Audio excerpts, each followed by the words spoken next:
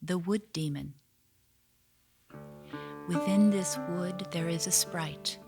He blows his horn both noon and night. He blows his horn both night and day, but once he blew my soul away. He has a lyre, he has a lute, he has a viol and a flute. Airily, oh airily. One day I loitered in the glen, apart from sight and sound of men. Afar I heard the elfin horn. Alas, that ever I was born, I saw as softly I drew nigh, that ne'er was seen by mortal eye. I heard, and still at times I hear, what ne'er was heard by mortal ear. But when I saw the blood-red flower, I felt the demon's eerie power, and when I heard that luring strain, I knew I ne'er might rest again. I leave my home, my children, all to follow where it summons me. Airily, oh airily. When from the forest I return, my pulses throb, my temples burn. Oh, mother dear, your eyes are wild, you tremble, cries my fairest child. Your face is drawn and pinched and old, your head is hot, your hands are cold. Oh, father, father, much I fear it is not well with mother dear. Upon the eve of holy day, all weary on my bed I lay. Sure never yet in woman's breast beat such a heart of fierce unrest. When as I wept, to give me ease, a summons floated down the breeze. It was the demon calling me. Airily, oh airily. My good man was away from home. I said, alas, mine hour is come. I rose, I heaved a piteous sigh. I said, mine hour is come to die. I kissed my children, one by one. I gazed their sleeping forms upon. But when I kissed my fairest child, her cheeks were wet, her eyes were wild. My little maid who might not sleep because she heard her mother weep. I threw the casement open wide, nor knew that she was by my side. The moon was very near the full, the scudding clouds were white as mull. With softest tread of naked feet, a little heart that beat and beat through the dark forest piteously, my fairest daughter followed me. At length I reached the charmed ring wherein that demon sat to sing. His lark-like strain was sweet to hear, and slowly, slowly I drew near. It was a hollow, dark and dern, with tumbled grass and tangled fern. Again I smelled the blood-red flower. Ah me, it was a fearful hour. He held me with his gleaming eye. I had no power to speak or cry. I sank upon the matted grass and waited for my soul to pass. The while he sang my threnody, airily, oh airily. I looked my last on south and north, my spirit striving to be forth. But as I closed my glazing eye, I heard my fairest daughter cry, "Oh, mother, mother, do not die." I heard my fairest daughter say, "Oh, mother, mother, rise and pray." Without the ring of charmed trees, my child, she fell upon her knees. Her face was white, her feet were bare, her hands were clasped in fervent prayer. Her locks were loose upon the breeze. She prayed, her voice was weak with fear. "Oh, Jesus, save my mother dear." Just as the precious name she said, the demon paused and reared his head. A discord marred his dreamy strain. He writhed as one in mortal pain. He threw his horn upon the path and fled as one who flees from wrath. He left his lyre, he left his lute, he left his viol and his flute. The blossoms drooped as in a wound. They turned to blood drops on the ground. And where I lay, beneath his tree, the dripping blood drops clung to me. My daughter sobbed, her voice was low. "Oh, dearest mother, let us go." She stooped and raised me by the hand. Her presence gave me strength to stand. The moon had set, the way was drear. She shook with cold, we sobbed with fear. But softly, softly all the way the maiden did not cease to pray. And when the dreary night was past, we knelt together, safe at last. The day, the holy day was born. It was the blessed Easter morn. And now what more remains to tell? My fairest daughter prayeth well. She prayed my spirit free from spell. But I was weaker than a child. My looks were strange, my words were wild. For many days my fever raged, my thoughtful tenderness assuaged. For womanlike and skillfully, my blessed maiden tended me.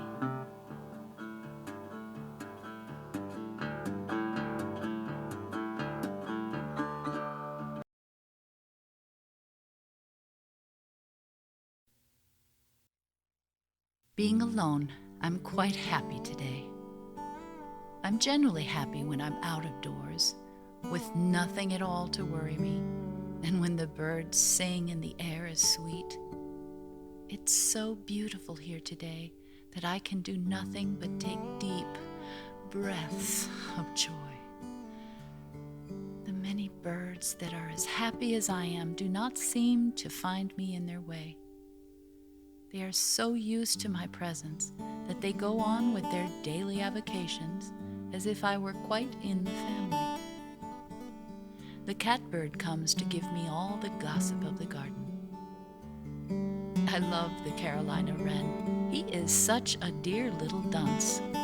He has a stock repertoire of at least a dozen songs or sayings, all equally artless, not to say idiotic, and he seems equally pleased with them all. He reminds of a man who will be singing snatches of songs all day long, although he has no ear for music and is never in tune. They have built themselves a nest inside the shutters of my sitting room window and do not care whether they are twin souls or not. Twin souls, the philosophers say, seldom find each other but in some happier star. Is it not a pity that we are such complex beings? Almost all the country homes in this county and quite all the towns are spoiled to sensitive ears by the sharp, quite incessant chirp of the English sparrow, that wretched little intruder that makes me think of Poe's lines. They are neither man nor woman, they are neither brute nor human, they are ghouls. If they are not ghouls, they are imps, not worthy of the name of birds. They only typify the worst rabble element of a great people. They think they own the earth, and they want all the best places in it, and they rob and quarrel and fight and are cruel, and I don't know anything good about them at all. Every spring, we open a campaign against them and give no quarter as long as a male remains on the place. We shoot them, and we broil them and eat them on hot buttered toast. They're fat and juicy, with rapine and plunder of our gardens. In eating them, I have learned to understand the pleasure that cannibals take in devouring their enemies. If I could carry out all my fancies, I would have garden parties when certain flowers were in bloom. In May, I would have a violet fete, a fete of roses in June, and of lilies in July, and perhaps a fete of yuccas on some moonlit evening. In November, I would invite all my friends to a chrysanthemum party. The tables should be set on the lawn and decorated with the flowers of the day.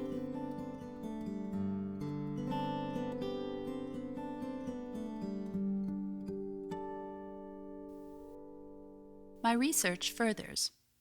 I ascend the train when it stops for me at the eastern end of Rosebreak, that we have renamed Poplar Grove, toiling in the vineyard archives of Washington, fulfilling my dreams and harming no man. Steve likes to hitch up our old horse to the buggy and go to the village with Serena, the only of our children who remains.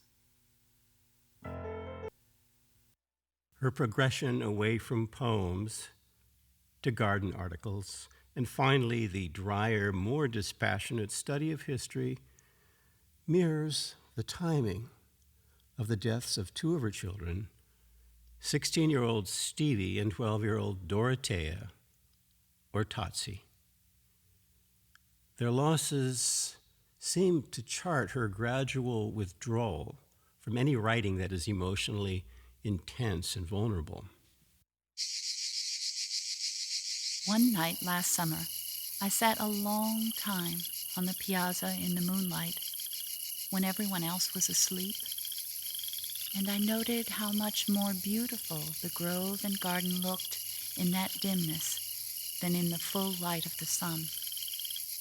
The day aspect of the place was like a fair woman, healthy and human, but at night she seemed to change places with a celestial being from some happier star, transfigured into ethereal love lines and grace. The Japanese have a pastime which they call moon viewing. What a delightfully fanciful people they are. Indeed, I said to myself, I have one already, but it is susceptible to much improvement. A moonwalk should be elevated, if possible, on the ridge of a hill, so as to command extensive view of dale and upland distant woods and sleeping mountains and plain and a part of distant hill.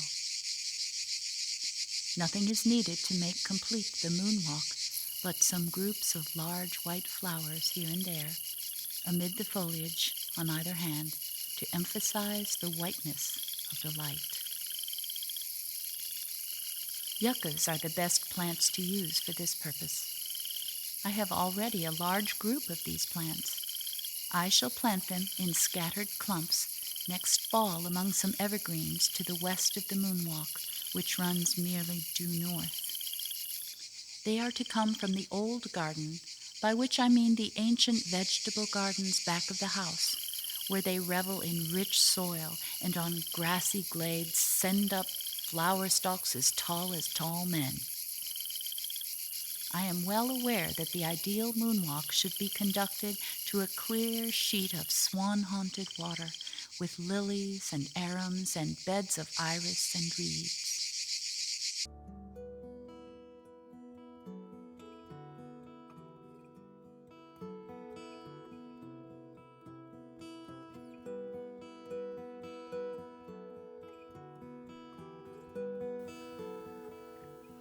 Last night, I lay alone in the darkening garden. It was very still except for the shrilling of the crickets and cicadas and the beat of hoofs and rolling of wheels on the high roads that came up to me, softened by distance. The head of the house was away. The servants had gone to their cabins. The moths flitted about the evening primroses and the 4 o'clocks. The climbing rose on the fence bloomed in many white clusters with a faint odor of musk. The jasmine nearby made the air heavy with fragrance, and many groups of white spicosum lilies and white phlox glimmered in the growing dusk. It grew late, and I waited for the moon to rise.